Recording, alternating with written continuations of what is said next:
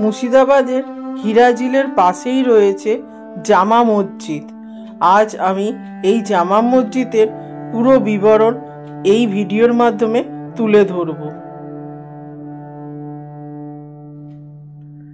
ভারতের পশ্চিমবঙ্গের মুর্শিদাবাদের ঐতিহাসিক শহর মতিঝিল এবং এই মতিঝিলেই অবস্থিত জামাতে মসজিদ।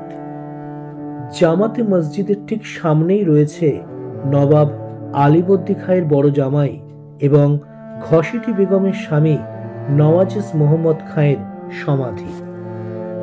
নবাব নওয়াজেশ মোহাম্মদ খাঁ 1750 খ্রিস্টাব্দে এই মতিঝিল মসজিদ নির্মাণ করেছিলেন।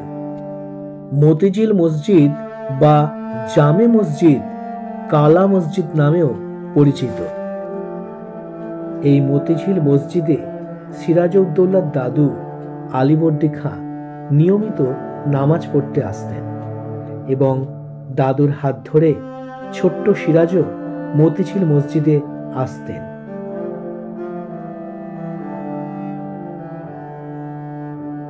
এই মতিঝিল মসজিদ বা জামা মসজিদের মাথার উপরে 3টি গম্বুজ এবং 4টি মিনার আছে। পাশ দিয়ে ভাগীরথী নদী বয়ে চলেছে আর অতীতের স্মৃতি আগলে রয়েছে এই জামা মসজিদ।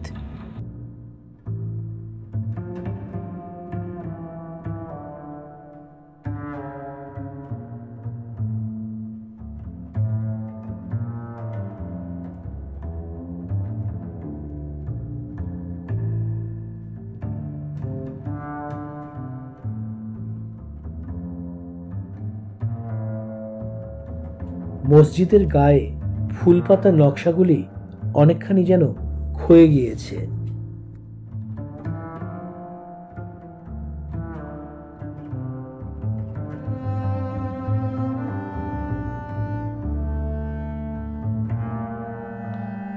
কথিত আছে নবাব আলীবর্দী খান নিয়মিত নামাজ পড়তে আসতেন এই জামে মসজিদে।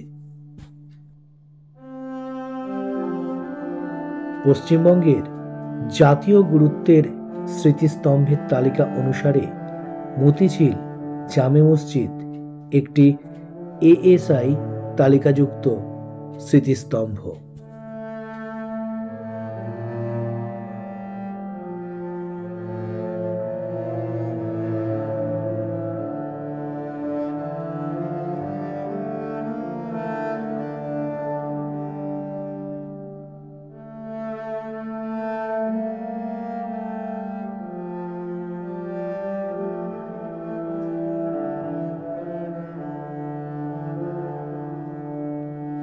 নবাব আলীবর্দী খানের জ্যেষ্ঠ কন্যা ঘসেটি বেগম তার ছোট্ট বোন আমিনা বেগমের ছেলে এবং সিরাজউদ্দৌলার ছোট্ট ভাই একরাম মোল্লাকে দত্তক নেন এবং তাকে নিজের ছেলে হিসাবে লালন পালন করেন।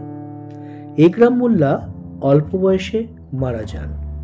ঘসেটি বেগমের স্বামী নওয়াই মোহাম্মদ খান এর শোক সহ্য করতে না পেরে মারা যান।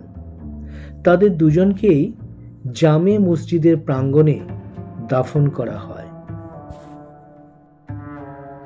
মতিঝিল মসজিদ চত্বরে পাশাপাশি দুজনেরই সমাধি রয়েছে এখানে। মসজিদের ঠিক পূর্ব দিকেই রয়েছে নওয়াজেশের দত্তক পুত্র একরামউদ্দৌলার শ্বেত পাথরের সমাধি এবং নওয়াজেশের সেনাপতি শামশের আলী খানের বেলপাথরের সমাধি আর একরামউদ্দৌলার শিক্ষকের কালো পাথরের তৈরি সমাধি। মুর্শিদাবাদের মতিঝিল যখন ঘুরতে আসবেন তার পাশেই দেখতে পাবেন এই জামাতে মসজিদ। মুর্শিদাবাদের ইতিহাসের আরেকটি অধ্যায় এখানেতে এলে জানতে পারবেন। আজ এই পর্যন্তই। আমাদের এই ছোট্ট প্রয়াসটি যদি আপনাদের ভালো লেগে থাকে তাহলে আমাদের চ্যানেলটিকে সাবস্ক্রাইব করে সঙ্গে থাকতে ভুলবেন না যেন।